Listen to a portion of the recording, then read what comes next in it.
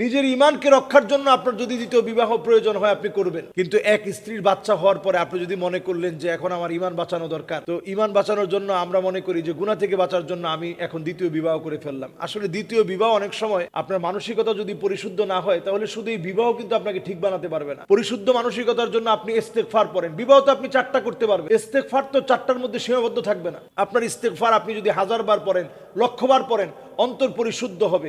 আপনি রোজা রাখেন, রাসূলুল্লাহ সাল্লাল্লাহু আলাইহি ওয়াসাল্লাম রোজা রাখতে বলেছেন, আপনি রোজা রাখেন।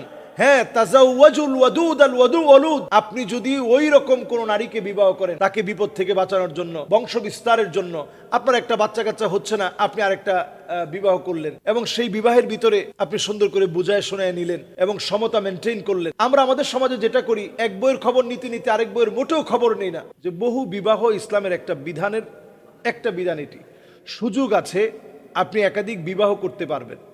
এবং এই সুযোগটা যদি আমরা কোরআনুল কারীম থেকে লক্ষ্য করি, আল্লাহ রাব্বুল আলামিন বলছেন, ফানকিহু মা তাবা লাকুম মিনান নিসা মাসনা ওয়া সুলাসা ওয়া রুবা, তোমরা বিবাহ করো 2, 3 অথবা 4। এরপর ফাইন খিফতুম আল্লা তা'দিলু ফাওয়াহিদা, যদি তোমরা ভয় করো যে তোমরা 2টা অথবা 3টা অথবা 4টা বিবাহ করলে সমতা মেনটেন করতে পারবে না, তাহলে একটা বিয়ে করো। নবীজি সাল্লাল্লাহু আলাইহি সাল্লামের কাছে একজন সাহাবী আসছে, আন্না গাইলান বিন সালামাহ আস-সাকাফি, নবীজির বিখ্যাত সাহাবী, পরবর্তীতে ওনার অনেক অবদান ইসলামের জন্য। উনি আসছেন, ওয়ালাহু আশরু নিসওয়াহ, উনার 10 জন স্ত্রী ছিল, ইসলাম গ্রহণ করেন নাই তখনও। নবীজির কাছে আসছেন, 10 জন স্ত্রী। নবীজির কাছে এসে বলতেছেন, ইয়া রাসূলুল্লাহ, আমি ইসলাম গ্রহণ করতে চাই। ও আসলামনা মাআহু, এবং নবীজির সাথে ওই সময় ওই সাহাবী গায়লান বিন সালামা আস-সাকাফি, ওনার সাথে ওনার যে 10 জন স্ত্রী ছিল সবাই কালেমা পড়লেন। তো নবীজি বললেন, ফাআমারা রাসূলুল্লাহ সাল্লাল্লাহু আলাইহি সাল্লাম, নবীজি অর্ডার করলেন যে তুমি এইখান থেকে, তোমার যে স্ত্রীগুলো আছে এখান থেকে তুমি বেছে নাও। কয়জনকে? মিনহুন্না আরবাআন। তাহলে নবীজি স্পষ্ট জানাই দিলেন যে 10 জন থেকে তুমি এখন ইসলাম গ্রহণের পরে মাত্র 4 জন তুমি গ্রহণ করতে পারবে, বাকিদেরকে তোমার ছেড়ে দিতে হবে।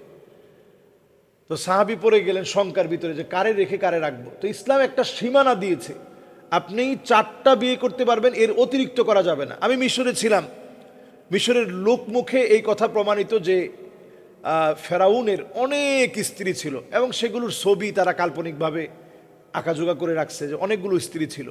এবং যুগে যুগেই দেখেন জালেম যারা, তাদের অনেক স্ত্রী ছিল, শত শত হাজার হাজার স্ত্রী ছিল। তো ইসলাম সেখান থেকে আপনাকে একটা সীমানা নির্ধারণ করে দিয়েছে, এর বেশি আপনি বিবাহ করতে পারবেন না। এরপরে আরও একটি হাদিস নবীজি সাল্লাল্লাহু আলাইহি সাল্লাম বলছেন যে মান কানাত লাহু ইমরাআতান, যদি আল্লাহ তাআলা কাউকে 2 জন স্ত্রী দান করেন, ফামালা আলা ইহদাহুমা, একজনের প্রতি আপনি এত বেশি মাইল হয়ে গেলেন, এত বেশি একজনকে আপনি পছন্দ করে ফেলছেন, একজনকে আপনি বেশি দেখতেছেন, বেশি সময় দিচ্ছেন, বেশি খাবার দাবার দিচ্ছেন, বেশি ভরণ পোষণ দিচ্ছেন, বেশি সকল কিছু আপনি কিনে দিচ্ছেন, সুযোগ সুবিধা দিয়েছেন, তো যা ইয়াউমাল কিয়ামাহ, কিয়ামতের দিন ওই লোক আল্লাহর কাছে আসবে, ফাশিক্কুহু মাইল, তার একটা সাইড অবশ হয়ে যাবে, অর্ধঙ্গ অবস্থায়, প্যারালাইজড অবস্থায় আল্লাহর সামনে ওই লোকটা দাঁড়াবে, কারণ দুনিয়ার জীবনে সে স্ত্রীদের সঙ্গে অধিকার সমান করে নাই। তাহলে আপনি চিন্তা করেন বিষয়টা কত বড় মারাত্মক বিষয়, যে আপনি আপনার যদি কোনো স্ত্রীর অধিকার আদায় না করেন। এই হাদিসটি হাসান পর্যায়ের হাদিস, সুনান আবি দাউদে আসছে, তিরমিজিতে আসছে, নাসাইতে আসছে, অত্যন্ত গুরুত্বপূর্ণ হাদিস। আপনি যদি আপনার স্ত্রীর হক আদায় না করেন, একটা সাইড প্যারালাইজড হয়ে যাবে, তার হক আপনাকে বুঝাই দিতে হবে, তার সঙ্গে সমান সময় দিতে হবে, তার সঙ্গে সমান আচরণ করতে হবে। কিন্তু আমরা বাংলাদেশে দেখি যে একটা স্ত্রীর আপনার বাচ্চা হয়েছে, তার অধিকার আছে, তার পেটে বাচ্চা, তার সঙ্গে আপনি সুন্দর সময় দিবেন, এই বাচ্চার জন্য আপনি সময়, নিজের স্ত্রীর সঙ্গে স্ত্রীর কষ্টটাকে লাঘব করার জন্য আপনি সময় দিবেন। তা না করে যদি আপনি আরেকটা বিবাহ করেন, তো এটাও একটা জবাবদিহিতার আওতায় পড়ে না? মানুষ এটা নিয়ে কি বলবে? এরপরে আমরা এমন হাস্যরস করি এগুলো নিয়ে, এটাও উচিত না। আমি বলবো কেউ যদি দ্বিতীয় বিবাহ করে সামাজিক প্রয়োজনে, নিজের প্রয়োজনে, ইসলামের প্রয়োজনে, দিন ছড়ানোর জন্য, মাসআলা মাসাইল জানানোর জন্য, অথবা কোনো নারীর নিরাপত্তা নিশ্চিত করার জন্য, যুদ্ধক্ষেত্রে প্রচণ্ড যুদ্ধ লেগে গেছে, সেই যুদ্ধের সময়ে মুসলমান নারীর সংখ্যা বেড়ে গেছে, এই বিপদ থেকে বাঁচানোর জন্য তখন যদি দ্বিতীয় বিবাহ লাগে আপনি করবেন। নিজের ঈমানকে রক্ষার জন্য আপনার যদি দ্বিতীয় বিবাহ প্রয়োজন হয় আপনি করবেন।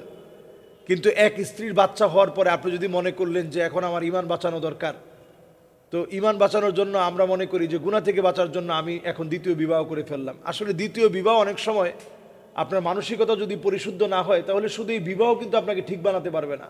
পরিশুদ্ধ মানসিকতার জন্য আপনি ইস্তেগফার পড়েন, বিবাহ তো আপনি 4টা করতে পারবেন, ইস্তেগফার তো 4টার মধ্যে সীমাবদ্ধ থাকবে না। আপনার ইস্তেগফার আপনি যদি 1000 বার পড়েন, লক্ষবার পড়েন, অন্তর পরিশুদ্ধ হবে। আপনি রোজা রাখেন, রাসূলুল্লাহ সাল্লাল্লাহু আলাইহি ওয়াসাল্লাম রোজা রাখতে বলেছেন, আপনি রোজা রাখেন। হ্যাঁ, তাজাওয়াজুল ওয়াদুদ আল ওয়ালুদ, আপনি যদি ওই রকম কোনো নারীকে বিবাহ করেন তাকে বিপদ থেকে বাঁচানোর জন্য এবং বংশ বিস্তারের জন্য, আপনার একটা বাচ্চা কাচ্চা হচ্ছে না, আপনি আরেকটা বিবাহ করলেন এবং সেই বিবাহের ভিতরে আপনি সুন্দর করে বুঝায় শোনায় নিলেন এবং সমতা মেনটেন করলেন। আমরা আমাদের সমাজে যেটা করি, এক বইয়ের খবর নিতে নিতে আরেক বইয়ের মোটেও খবর নেই না। যেমন আপনি সমতা, অনেকে আমরা বুঝি না যে সমতা কাকে বলে। আপনি একজনকে ফ্রিজ কিনে দিলেন, তার ফ্রিজটা হচ্ছে একেবারে সিঙ্গারের বিশাল বড় একটা ফ্রিজ কিনে দিলেন, আরেকজনের কোনো রকম একটা ওয়ালটন দিলেন, সমতা হয় নাই। একজনকে আপনি ফ্ল্যাট কিনে দিলেন গুলশানে, আরেকজনের দেশে আপনি কোনো রকম একটা ঘর করে দিলেন যে তুমি এখানে থাকো, সমতা হয় নাই। একজনের ছেলে আপনি তাকে পড়ালেন একেবারে ক্যামব্রিজে পড়ালেন, আর আরেকজনের বাচ্চার পড়াশোনার আপনি খবরই নিলেন না, তাহলে সমতা কিন্তু আদায় হয় নাই। আপনার একটা সাইড আল্লাহর সামনে অবশ্যই উঠবে। এজন্য দ্বিতীয় বিবাহ, তৃতীয় বিবাহ, চতুর্থ বিবাহ বলা যত সহজ, আপনি খবর নিয়ে দেখেন যারা দ্বিতীয়, তৃতীয়, চতুর্থ বিবাহ করেছে সমতা মেনটেন করতে পারছে না এবং পারিবারিক একটা কলহ লেগে আছে। সুতরাং সব মেনটেন করে যদি আপনি করতে পারেন অনেক ভালো। আরেকটা বিষয় আমরা বলে থাকি, এই কথাটা কিন্তু ভুল বলি, আমরা বলি যে অধিকাংশ সাহাবায়ে কেরাম একাধিক বিবাহ করেছেন। এই বিষয়টি একেবারেই একটা ভুল কথা, ভুল তথ্য। আপনি সিয়ারু আ'লামিন নুবালা পড়ে দেখেন, অধিকাংশ সাহাবায়ে কেরাম একাধিক বিবাহ করে নাই, এক বিবাহে অধিকাংশ সাহাবায়ে কেরাম ছিলেন। আপনি সিয়ারু আ'লামিন নুবালা গ্রন্থটা আপনি পাই টু পাই পড়ে দেখেন। কাজেই এই বিষয়টা হচ্ছে ইসলামের একটা ইবাহা, একটা বৈধ বিষয়। এটা নিয়ে আমি আপত্তি তোলার মতো অধিকার আমার নেই। তবে আপত্তি তখন উঠে যখন আমরা অধিকার আদায় করি না, যখন আমরা সমতা মেনটেন করি না, যখন আমরা এইগুলোকেই মনে করি সমাজের বড় কাজ। এখন একটা সমাজের ভিতরে বড় একটা অংশ যদি এই কাজে লেগে যায় যে না আমাদের এখন আলেম হিসাবে দ্বিতীয় বিবাহ করতে হবে, তৃতীয় বিবাহ করতে হবে, চতুর্থ বিবাহ করতে হবে, এটা নিয়ে যদি আপনি লেগে যান, আরও অনেক গুরুত্বপূর্ণ মূল কাজ যেগুলো মানুষকে ছড়িয়ে দেওয়া দরকার, এগুলো পিছিয়ে পড়বে। কাজেই এই বিষয়গুলো আমাদের প্রত্যেকের ভাবা উচিত এবং নিজেদের স্ত্রীদের যে অধিকারগুলো আছে সেগুলো নিশ্চিত করা দরকার। আল্লাহ তাআলা আমাদেরকে বোঝার তৌফিক দান করুক। আসসালামু আলাইকুম ওয়া রাহমাতুল্লাহি ওয়া বারাকাতুহু।